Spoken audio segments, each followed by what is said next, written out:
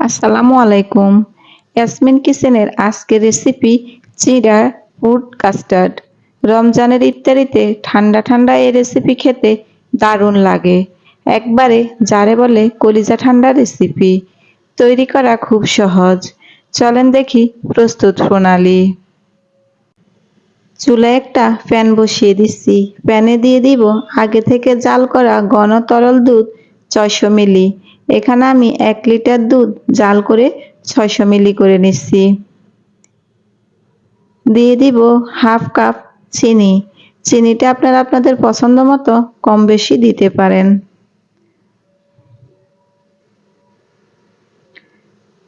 নেড়ে চেড়ে ভালোভাবে দুধের সাথে মিশিয়ে নিব।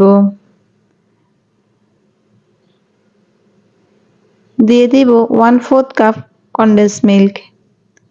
কনডেন্স মিল্কের পরিবর্তে আপনারা চাইলে এখানে গুঁড়ো দুধটাও ব্যবহার করতে পারেন।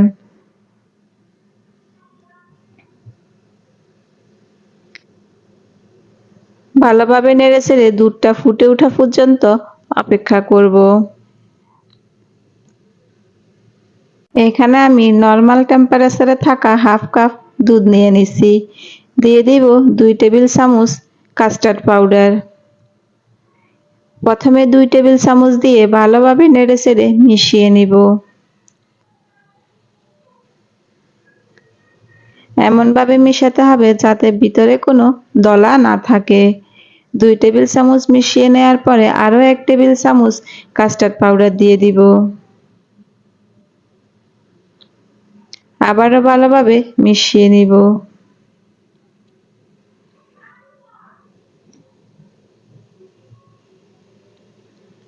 মিশানো হয়ে গেছে।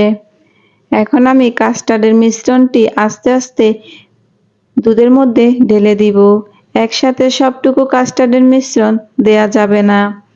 আস্তে আস্তে করে মিশাতে হবে আর নাড়াতে হবে যাতে করে নিচে লেগে না যায় আর দলা পাকিয়ে না যায়।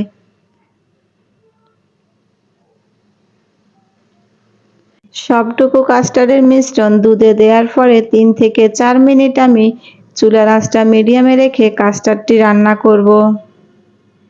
এই সময় অবশ্যই অনবরত নাড়াচাড়া করতে হবে। 3 থেকে 4 মিনিট রান্না করার পরে দিয়ে দিব সামান্য পরিমাণ লবণ। লবণ দিলে মিষ্টি খাবারের স্বাদ অনেকটা বেড়ে যায়। আপনারা চাইলে এটা স্কিপ করতে পারেন। কাস্টার্ড রান্না হয়ে গেছে, আমি একটা বাটিতে ঢেলে নিচ্ছি আর এটা ফ্রিজে রেখে দিব 1 ঘন্টার জন্য। 1 ঘন্টা পরে আমি অন্য পাত্রে কাস্টার্ডটি ঢেলে নিচ্ছি।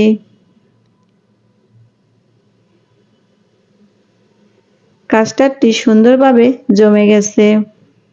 এখানে আমি 1/3 কাপ চিরা আগে থেকে পানি দিয়ে ধুয়ে ভালোভাবে পরিষ্কার করে পানি ঝরিয়ে ঝরঝরা করে নিয়েছি। এখন সবটুকু চিরা আমি কাস্টার্ডে দিয়ে দিব।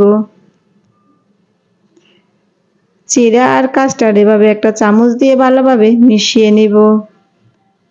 এখন দিয়ে দিব হাফ কাপ আপেল কুচি। আপেলটাকে আমি উপরের খোসা ছাড়িয়ে ছোট ছোট টুকরো করে কেটে নিচ্ছি। আর দিয়ে দিব হাফ কাপ আঙ্গুর। আঙ্গুরটাকেও আমি ধুয়ে পরিষ্কার করে ছোট টুকরো করে কেটে নিচ্ছি। দিয়ে দিব হাফ কাপ কলা। কলাও আমি ছোট টুকরো করে কেটে নিচ্ছি। দিয়ে দিব 1/4 কাপ আনার। আনার দিয়ে একটা চামচের সাহায্যে সবগুলো উপকরণ ভালোভাবে কাস্টার্ডের সাথে মিশিয়ে নিব।